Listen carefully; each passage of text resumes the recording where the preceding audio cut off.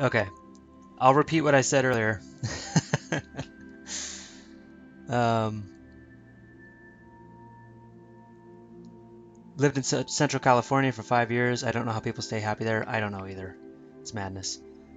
Um,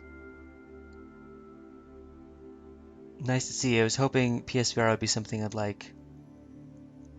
I've always felt better buying PS than Xbox. Can't explain it. Now that Xbox is super, I'm always listening. Big brother mode. I'm not even gonna buy one. Might be a wise move. Um, yeah, I don't know how clear it was, but the um, the way the headset rests on your head, and I believe this is muted, so I'll just repeat it. The way it rests on your head and then on the back of your head keeps all the pressure off the front of your face. It's wonderful. So there's no rift face. There's a little bit of light leakage around the nose, but it's better than the Rift in my opinion. And the overall comfort is better than the Rift. So I think it's fantastic, and the display is really, really good too. Um, the display is far better than I expected for the price. So I'm just generally impressed with the PSVR. I really thought it was going to be like a knockoff going on a proper HMD, but it's, apart from maybe a little bit of structural stability. Like I said, if you smash it against the wall, I think it would break. And I don't think the Vive would break. I think the Vive is a lot more solid. But apart from that, um, I don't know. For most people, I think it's going to be about as good. The only difference might be the controllers. Um, they're a little cheaper. And I haven't had a lot of time to mess with the actual tracking. So I don't know how the tracking does. Although I hear it's fine. Um, so the controllers might be the sticking point. But the headset itself is great. Anyway, so as I was saying, when you're talking about the vastness, like that feeling of vastness or whatever, that wasn't an accident. Like the fact that you had that reaction to it um, was the result of a lot of hard work and a lot of very careful decisions. And again, I'm not trying to like build myself up as the master salesman because I'm not. Uh, this stuff does not come naturally to me. It's very hard, but I have been doing it for a long time, and you can't like you just get better at things that you do. Um, so that's all. That's what you have to do. You just have to sit around with your buddies and throw out ideas over and over until you find something that sticks. You find that like core that you organize everything else around. And the core needs to be something simple that you can express in a sentence or less. Uh, with Frontiers, there was Explore, Discover, Survive, and then there was the logo, which took a lot of work, um, designing that logo to get the right feeling. And if you don't have that core, uh, you need to hit the brakes and stop everything else until you figure out what the core is, because that's going to inform everything. It's going to inform not just the way you sell it, but it's going to inform your design. It's going to like tell you what to keep and what to toss. Um, in the case of Frontiers, this principle didn't serve me very well because it was a Kickstarter project and I ended up having to promise a lot of features that probably should have been cut. But with every other game I've worked on, that philosophy, that approach has worked really well. Like with Euclidean, you could have gone a million different ways. But we had our core. Um, we had the idea of like sinking into an abyss of darkness and despair. That's the central idea, and anything that doesn't contribute to that, we cut. We don't have to do it. Anything that gives a conflicting impression of that in the advertising or in the title or whatever, we cut that too. You just stick to the core, and if you don't have the core, you got to figure out what it is right away because you're sunk without it. Even if your game is awesome, you're sunk without it.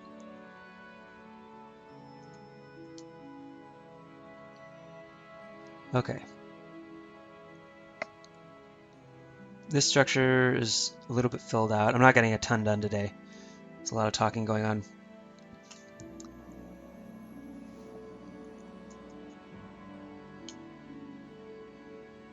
Now, does this structure have a shopkeeper?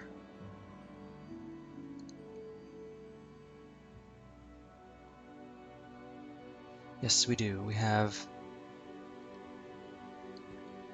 a manager owner, and right now he's just standing around.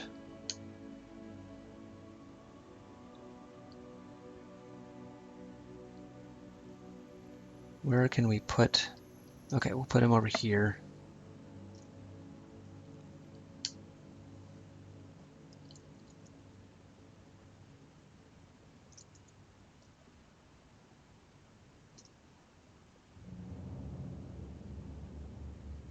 I'm actually going to move these into the middle of the store and put them back to back.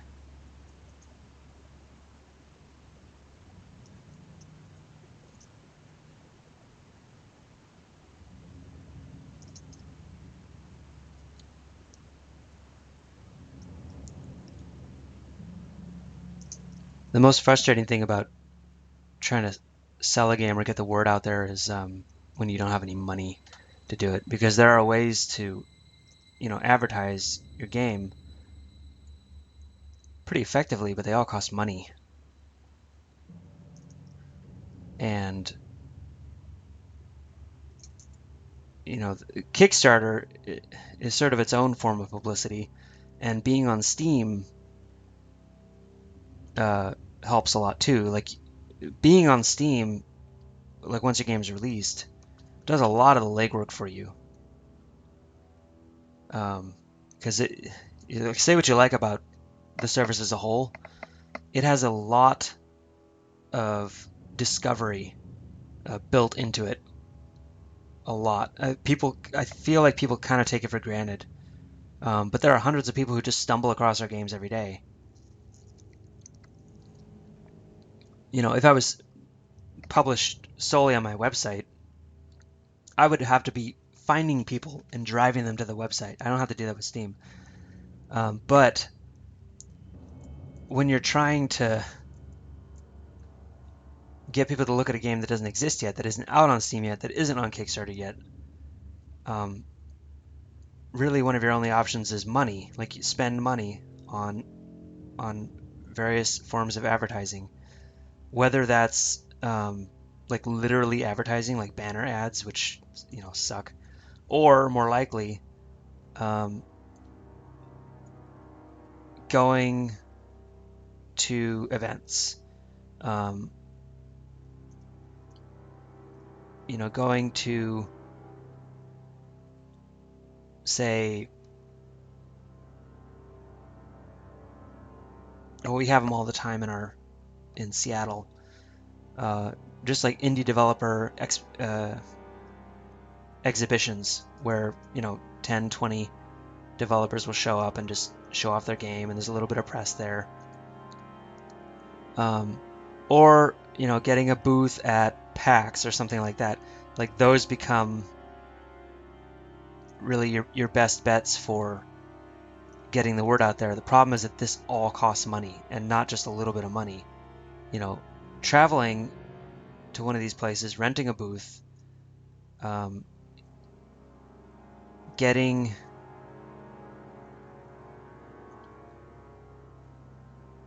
a hotel room. This stuff isn't cheap if you're broke. Like one trip can cost a couple grand. And that's where it starts to get frustrating for me. Like for our VR games, I want to go to these VR events. A lot of them are happening in Silicon Valley. Just showing up there, being there with a product, even if it's not the best product, will get huge amounts of exposure, but paying for it is like, it's really hard. It's really hard to justify, especially since the publicity is not guaranteed. Like you could be there's always a chance to be passed over and you just throw a couple $1,000s down the drain. And it's not like I even have a couple $1,000s to just throw around anyway, you know.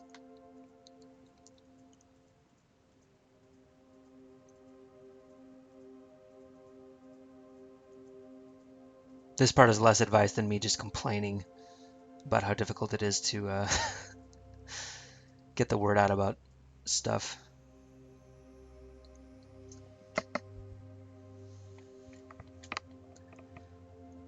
Steam is great now for dedicated indie developers, but I'm afraid that interest will fall because of games that are basically just asset packages from the store and clones or zero effort was put in. Yeah, it's pretty rough. What's been going on lately?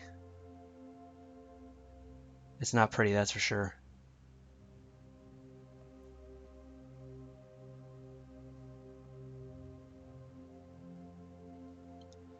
The asset flipping thing is just gross. Like, I don't understand the mentality of it. You know, there's a lot of like sort of gross things that people do where I look at it and I say, well, you know, I think that's kind of a rotten thing to do, but I get it. You know, I do get it. And I could totally see myself doing the same thing if I was, you know, if my back was against the wall and I just didn't see how else to proceed. But the asset flipping thing, I don't get that. I don't understand how you could put all that effort into, because it is a lot of effort still. Even if you're just doing an asset flip, you got to go through green light, which is a process. You've got to like assemble the game, which isn't trivial. You know, it's a lot easier than if you're actually like trying to make something real, but you got to assemble the game. You've got to set everything up on Steam. You know, you've got to set up your depots, and you have to, you know, get everything organized, and you have to prepare for publishing, and you have to create your storefront. And it's like at every step, I can't imagine not hating myself for what I'm doing. That's where I get lost, you know what I mean? At every step, I can't imagine not thinking, this is so terrible what I'm doing right now. You know, how could I possibly feel satisfied, or like there's no dignity in it. There's dignity in standing out on a street. Like the worst job I can think of, apart from maybe a coal miner, right? Is standing out on the street flashing one of those signs. You know, you see that everywhere. You know, pizza sale or mattress sale or whatever. That's a terrible job. I would never want to do it. But there's dignity in that job. You know, you're doing a job. You're doing something. And yeah, no one's going to want to do it unless they've fallen on hard times. But I could do that job and hold my head up high. You know, I could say, yeah, this sucks right now, but I'm doing my best. This is what I was able to land, and I'm gonna wave this stupid sign. And it doesn't matter if it's stupid because I'm getting paid. I see no dignity in an asset flip. There's not that. I can't imagine that moment happening anywhere where you say to yourself, okay, times are tough, but this is the best I can do. I'm just going to do it. And, you know, I can at least feel good about that. Like, I can't find that moment anywhere in the process from like the initial downloading the asset all the way to release. Like, at no point does it feel dignified. So that's where it loses me. I don't get it. Yeah, I just don't get it.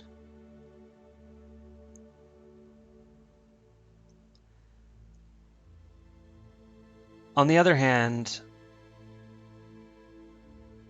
Steam is getting pretty clogged with garbage. Like, it really is getting worse. and I don't think that's hyperbole. But on the other hand, um, I th I think I'm starting to come around to Valve's point of view. Honestly, didn't think I would. I honestly thought there's no other way they can justify not curating this more.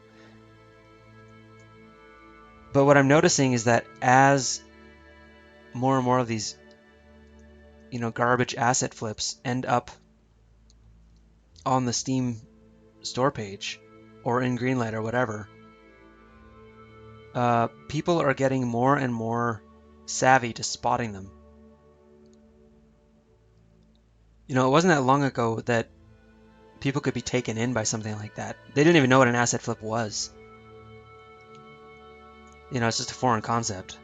The idea of just buying assets and then packaging them into a game and then selling them for $2 a pop. And it's not working the same way it was initially. I'm sure that those people are going to find some new ingenious way to scam folks.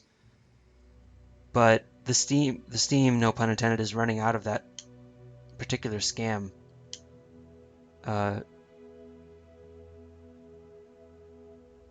Just because people are familiar with it now. So I'm not sure it's really all that bad. I think it's going to get better is what I'm saying. Maybe I'm too optimistic, but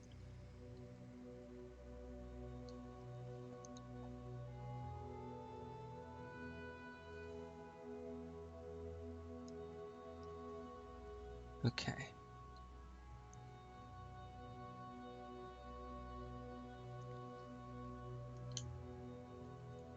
I'm going to change this material.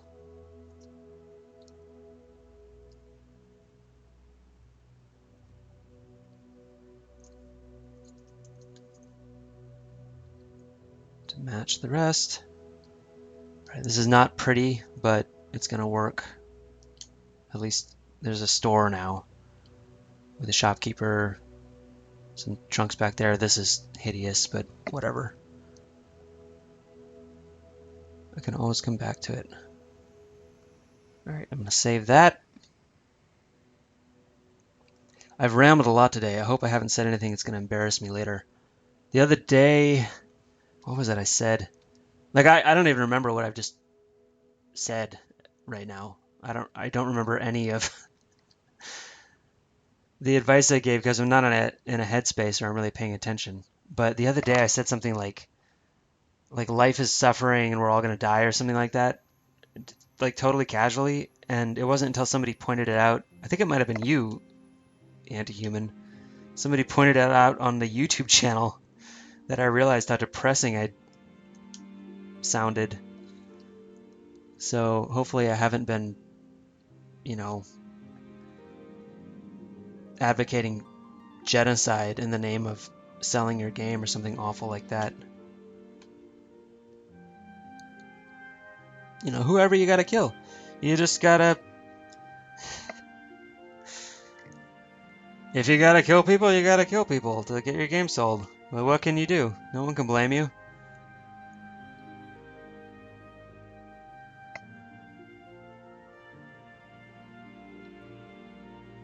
Okay. That is now saved. I think I'm going to fire this up once just to see what happens. Odds are I've set a flag wrong and it's not gonna work, but we'll start up in Dryker just once and see how these structures look with a little bit more stuff filled in.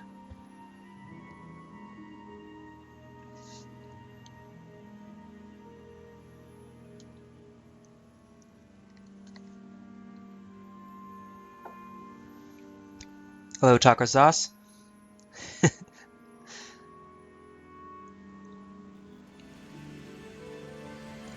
Bro, what the fuck are you talking about?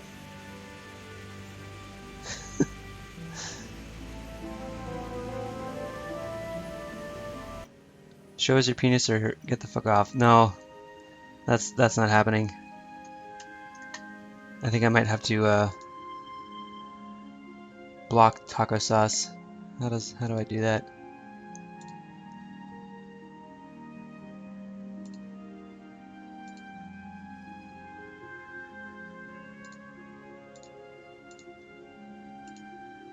I never had to block someone before.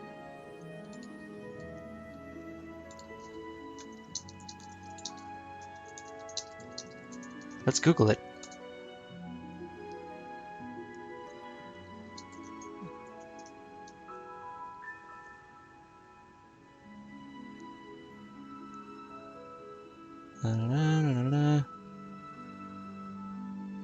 Okay. Let's try this out, shall we?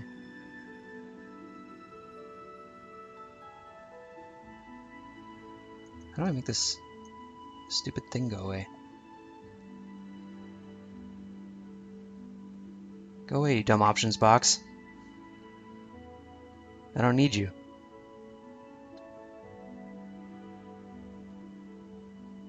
Ugh.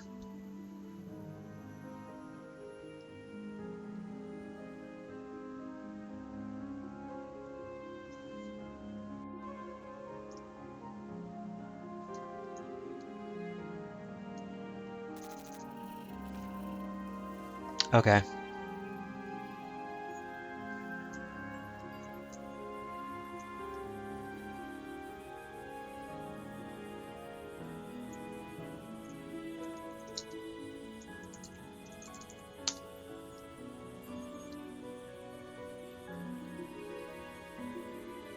Yay! I will never understand people like Taco. What does your life come to go on streams and troll? Yeah, I don't know.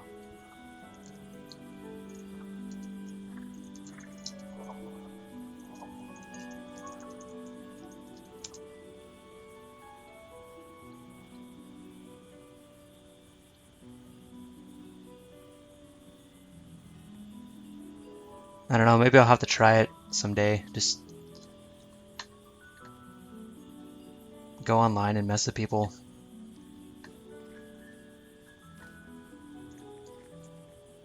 Oh, this isn't the game I wanted. Oh, for goodness sake. Taco, you screwed me up. Wait, he's still here. I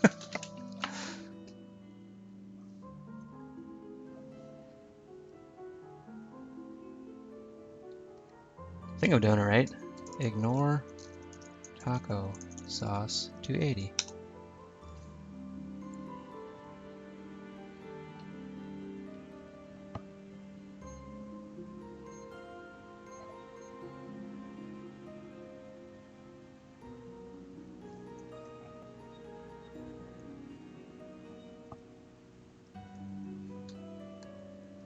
Well, the problem is I'm not logged in, and I don't want to log in. Like, online. Alright, one moment.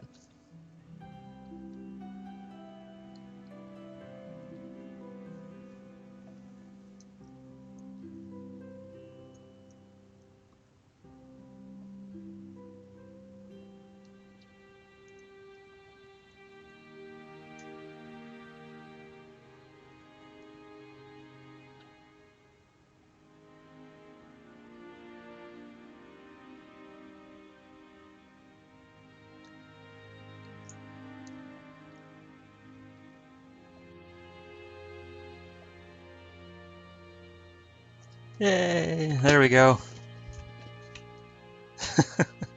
Poor Taco. He just wanted to troll. Yeah, I've never understood trolling. No, that's not true. That's not true. Um, Occasionally a situation arises where I can totally understand it. What I don't understand is trolling random people. You know, troll someone for a specific point of view, or a specific activity, or because you know them. I'll never understand just hopping onto a random chat stream. Okay, Draker.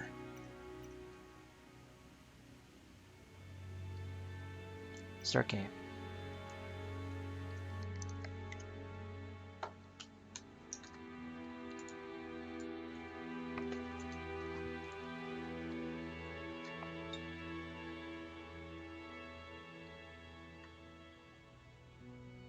Or if you're gonna do it, you know, do it like the Jerky Boys, you know, or whoever. Like actually try to string me along and like make a real gag out of it. When you just jump in and start saying weird stuff like right off the bat, there's no humor in it. Like I can't even look. Obviously, the goal isn't to please me, but even from his perspective, how can it be funny to just be irritating and then get banned right away? Wouldn't it be way more funny to string me along and you know sort of turn the screws slowly and like confuse me or befuddle me for a little while? I don't know. I guess we just think differently. Okay, here we are in Dreiker.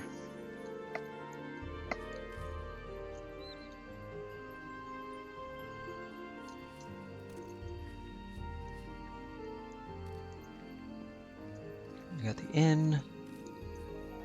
Alright, here is the first structure that we added things to. Let's see if our... Oh, yay! Okay, well, our shelves spawned. Nothing spawned on them. That's frustrating. Oh, no! She's too far away. I can't barter with her. Okay, that's not good. This is working... No, that's not good either. There's a collider there still. Okay. 2 steps forward, 1 step back.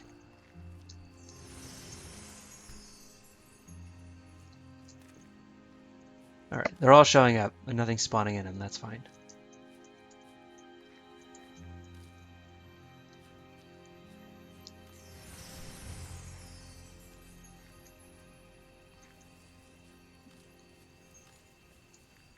Let's see, this is the other one, right?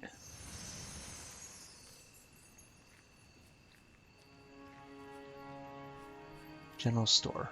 Yeah. Okay, let's see what we see in here. Oh, that's kind of in my face. Alright, we got a shopkeeper, we got some shelves. Still a little ugly.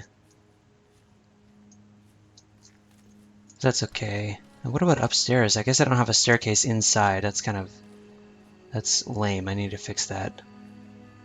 Can I even get there from outside? I guess that must have been on my to-do, is to put a staircase in here so I can get to the second level.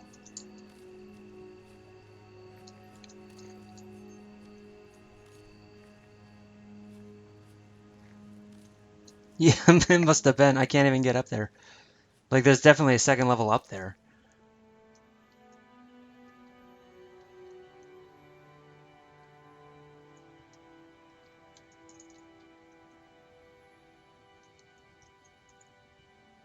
I'll zoom in real quick and check manually. Okay, there I am. Okay, here's upstairs. Those spawned as well. Okay, so I gotta put in a staircase. I have to move that one shopkeeper closer so that I can actually barter. Can I barter with you? Yeah. Okay. And then I have to remove that that wayward collider.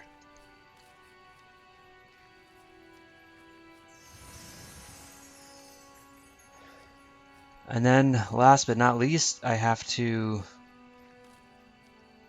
figure out why nothing's spawning on the shelves. Usually that's a flag issue. Usually that means that yeah,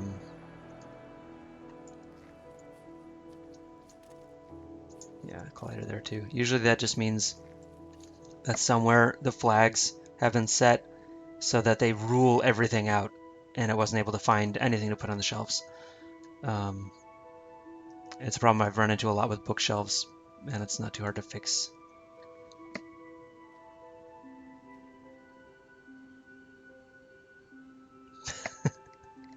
Maybe add parkour. All right, that's good for today, I think. It's been a fun stream. I wonder if can I crouch and go in there? No. No, I put a collider up there as I should. Oh look, my butterflies are following me. Yeah, gonna call it good today. Had some fun. Got trolled. Got to show off the PS4 or PSVR headset. Fix some buildings. Yeah, good day.